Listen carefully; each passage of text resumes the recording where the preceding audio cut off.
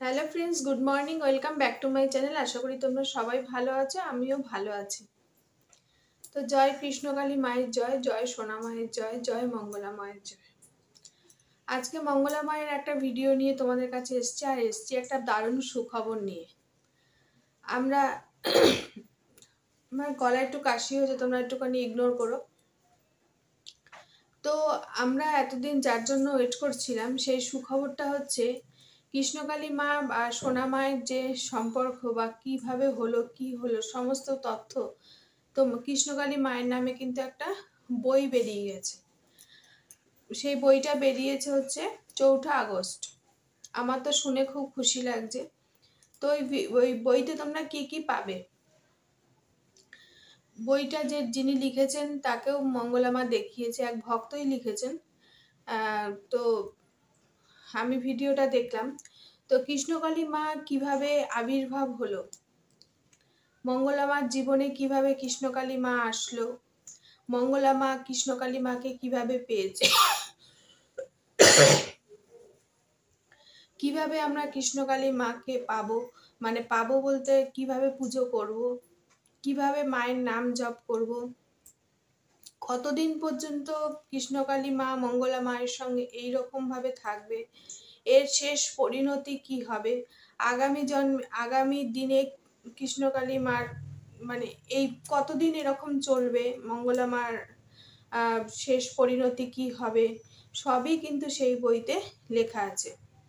মঙ্গলা মা নিজেও বলছেন যে আমি সব জানি, আমার যে পরবর্তীকালে কি হবে সেটাও আমার কাছে জানা।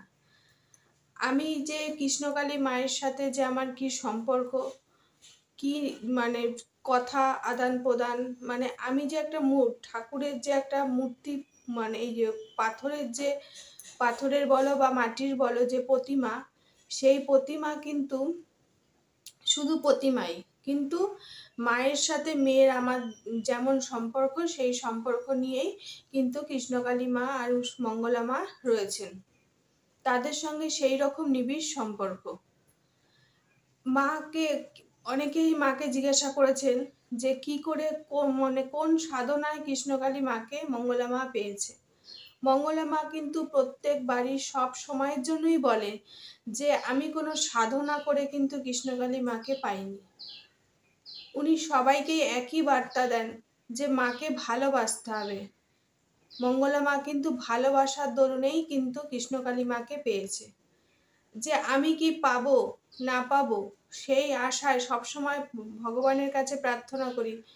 এই ধরো আমার এই চ্যানেলটা এরকম হয়েছে, আমি কিন্তু কখনোই ভাবি না যে যে ভগবানের জন্যই আমার এটা হয়েছে, না, আমি ভাবি হয়েছে হয়েছে এটা আমার কপালে ছিল, কিন্তু ভগবান যেটা করবে সেটা ভালোর জন্যই করবে আগামী দিন।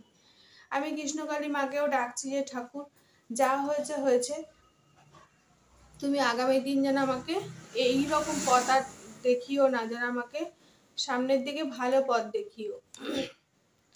তো সেই রকম ভাবেই কখনোই আমরা ভগবানের কাছে সব সময় যে ভগবান তুমি আমাকে এটা দাও তবে আমি তোমায় এটা দেব, এটাই তো আমরা বলে থাকি সাধারণত। সেটা আমি সবাই না, আমিও করি যে ভগবান আমার আমার এটাকে আমার শরীরটাকে তুমি ভালো করো, তারপর আমি তোমাকে এইভাবে পুজো দেবো, এরকমই তো আমরা বলি।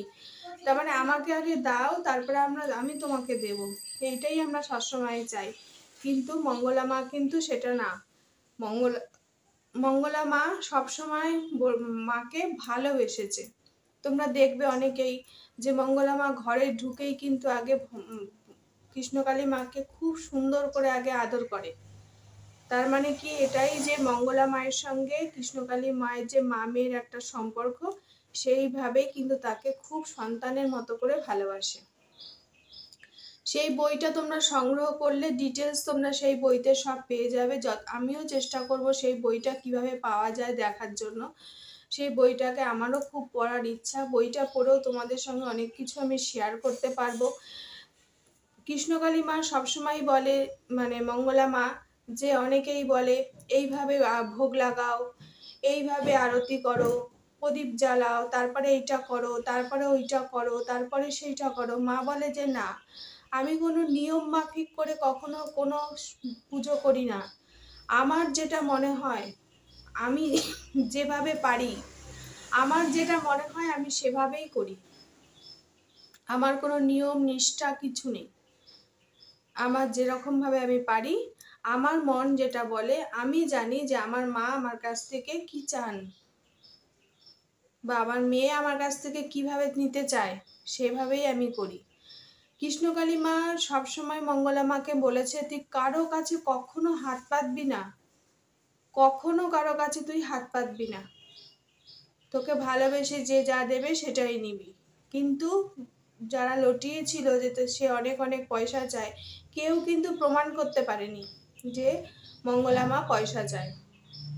মঙ্গলা মা সবসময় বলে, আমি কারো কাছে কিছু চাই না, যে যা যা ভালোবেসে যার যেরকম মনে হয় সে সেরকম দিয়ে যায়, কিন্তু আমি কারো কাছে কোনোদিন একটা টাকাও চাই না। এটা কৃষ্ণকালী মাই মঙ্গলা মাকে আদেশ দিয়েছেন যে তুই কারো কাছে কখনো হাত পাতবি না। আরেকটা জিনিসও আমার খুব শুনে ভালো লেগেছে, তোমরা ভিডিও ক্লিপে দেখে নেবে, যে মঙ্গলা মা হাতটা সবসময় এইরকম করা। আমার খুব ভালো লাগলো দেখে, যে নাকি এক মা নাকি যখন মূর্তি দেবে বলেছিল, যে মূর্তি গড়ার সময় যতই নাকি হাতটাকে অন্যদিকে করতে চাইছিল, মায়ের হাত কিন্তু এইভাবেই হয়ে যাচ্ছিল, এইরকমই হয়ে যাচ্ছিল, এরকম না এরকম যেন একটা হয়েছিল, দেখাচ্ছিল যে এরকম ভাবে। যাই হোক, তোমরা আমার থেকে ভিডিও ক্লিপে ভালো দেখে নেবে যে হাতটা কেমন ছিল, তোমরা ভালোভাবে দেখে নিও। হাতটা আমি ক্লিপের মাধ্যমে দেখানোর চেষ্টা করব। তো মা কেন সেই রকম হাতটা ছিল, যে মা সবসময় বলে, কলিযুগে আমি কিছু নিতে আসিনি, আমি কলিযুগে দিতে এসেছি, ভক্তদের যাতে ভালো হয়। এই যে লাখো লাখো ভক্তরা যে ভালো হচ্ছে, লাখো লাখো ভক্তদের যে মিরাক্কেল হচ্ছে, সবই মায়ের জন্য হচ্ছে। তাই মা বলছে যে আমার কিছু চাই না, আমি শুধু তোদের ভালোর জন্য এসেছি, মঙ্গলাকে দিয়ে তোদেরকে ভালো করার জন্য। কলিযুগে এই ত্রিশূল মঙ্গলা মায়ের হাতে তুলে দিয়েছে কৃষ্ণকালী মা, যে এই ত্রিশূলের দ্বারাই যাতে সমস্ত ভক্তরা উপকৃত হয়। এই কারণেই কিন্তু সেই ত্রিশূল মঙ্গলা মায়ের হাতে তুলে দেওয়া, আর এই জন্যই লাখো লাখো ভক্ত কিন্তু লাভবান হচ্ছে। আমার এবার সেই হাতের কথা বলি, যে হাতটা কেন ওরকম। হাতটা হচ্ছে, ভগবান কাউকে কাছে কিছু চায় না, মা সবসময় বলে যে আমি যেন ভক্তদেরকে আশীর্বাদ করতে পারি, ভক্তদেরকে দিতে পারি। তাহলে তোমরা একটুখানি দেখে নাও ভিডিও ক্লিপের মাধ্যমে যে মঙ্গলা মা কিভাবে কি বলছে। আর অবশ্যই তোমরা যে যেভাবে পারো বইটা সংগ্রহ করে পড়ে নিও। বইটা সংগ্রহ করে পড়লে তোমাদের মনের মধ্যে আরো বিশ্বাস জন্মে। আমি আবারও বলছি, প্রত্যেকটা ভিডিওতে মা সবসময় বলে, মা সবার ভালো করো, সবার মঙ্গল করো, সব সন্তানকে ভালো রাখো, সব ভক্তদের ভালো রাখো। আমিও বলছি, সব ভক্তদের ভালো করো, সবার মঙ্গল করো, সবার ভালো করো। এই পৃথিবীতে সবাই যেন ভালো থাকে, সবার দুঃখ কষ্ট দূর করো। এই বলে আজকে ভিডিও ক্লিপটা তুমি দেখে নাও, তারপর আমি আবার আসছি। মায়ের বাবা একটা খুশি খবর দিই, মায়ের আমার জীবনে বেরিয়ে গেছে। আমি একটা সারপ্রাইজ রেখে দিয়েছিলাম, বলিনি কাউকে। আজকে এই বইটা প্রকাশ হচ্ছে, একটু গ্যাসটা কমিয়ে দাও, শুনতে হবে না। আর বাইরে রান্না করি ভালো হতো। আর মায়ের জীবনী আজকে অনেক ভক্তরা আমার কাছে এসে জানতে চান যে মঙ্গলা মা, তুমি কেমন করে কৃষ্ণকালী মাকে পেলে, তুমি কোন সাধনায় মাকে পেলে। আমার সাথে একটাই কথা, আমি তো সাধনা করে মাকে পাইনি, আমি মাকে ভালোবাসার জন্য পেয়েছিলাম, পেয়েছি মাকে। তাই অনেকে জানতে চাই, মা তুমি ছোটবেলায় কেমন ছিলে, তুমি ছোটবেলায় কেমন ছিলে, মা কিভাবে আবির্ভূত হলো, সেই সব জীবনী বেরিয়ে গেছে মায়ের। মায়ের আমার বইটা আসছে, আজকে আসবেন, বইটা দিয়ে যাবেন। আমি সেটা সারপ্রাইজ আমি রেখে দিয়েছি, অবশ্যই আপনারা পড়তে পারবেন, জানতে পারবেন কেমন ছিলাম ছোটবেলায়, কত দুষ্টুমি ছিলাম, কি করে মা এলো, কি করে এত ভক্তদের উপকার হলো, কি করে মা আমাকে মন্ত্র বলেছিলেন, সব বইটার মধ্যে দেওয়া আছে।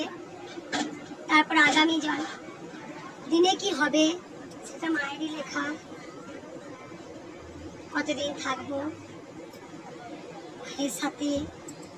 তারপরে সোনা মাতা বলেই দিয়েছেন আমাকে, এই মা নতুন মা। আমি মাকে কখনই মৃন্ময়ী বা পাত্রের মা ভাবি না, কারণ মায়ের সঙ্গে যে আমার স্পর্শ, মায়ের সঙ্গে অঙ্গাঙ্গি, মায়ের সাথে আমার যে কথা হয়, মা যে কি ধরনের, মানে আমি মাকে সেটা আমি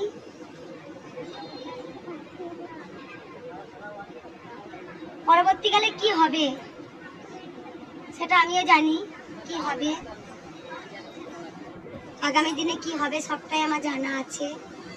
সেগুলো আমি বলতে চাই না, যখন ঘটবে তখনই আপনারা দেখবেন। তাই মায়ের কাছে সবসময় প্রার্থনা করি, মা গো তুমি সবাইকে ভালো রাখো, তুমি সবাইকে সুস্থ রাখো। আপনারা সবাই জেনে গেছেন যে মা আসা মাত্রই এত এত মিরাকেল, এত এত অসম্ভব, এত এত এত কোটি কোটি মানুষের উপকার। যেখানে সন্তানকে ডাক্তার লিখে দিচ্ছে হলুদ হয়ে গেছে 80% চান্স, সেখানে শুধু মায়ের নাম জপ করে বাচ্চা সুস্থ। যে বাচ্চা গর্ভে থেকে সেই ডাক্তার লিখে দিচ্ছে বাচ্চাটাকে গর্ভেতেই নষ্ট করে দিতে হবে, না হলে মাকে বাঁচানো যাবে না। ইস্যু ছোঁয়াতেই চেঞ্জ, এত এত মিরাকেল, এত পৃথিবী। আমি তো জানি, আমি তো পুরোটাই জানি গো।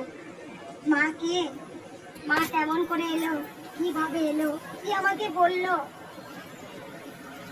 তাই হচ্ছে। মা আমাকে যে বলেই দিয়েছিল কলিযুগের মানুষের মঙ্গলের জন্য এই ত্রিশূল তোর হাতে দান করলাম। তোমরা দেখতেই পেলে তো আজকের ভিডিওটা কেমন লাগলো তোমরা অবশ্যই জানাবে। খুব ভালো একটা খবর তোমাদেরকে দিলাম, তোমরা যদি পারো বইটা সংগ্রহ করে পড়ে নিও। তো আজকের ব্লগটা এখানেই শেষ করছি। তোমরা ভালো থেকো, সুস্থ থেকো। জয় কৃষ্ণকালী মায়ের জয়, জয় মঙ্গলা মায়ের জয়, জয় সোনা মায়ের জয়। মা সবার ভালো রেখো, সবার মঙ্গল করো, সবাইকে সুস্থ রেখো।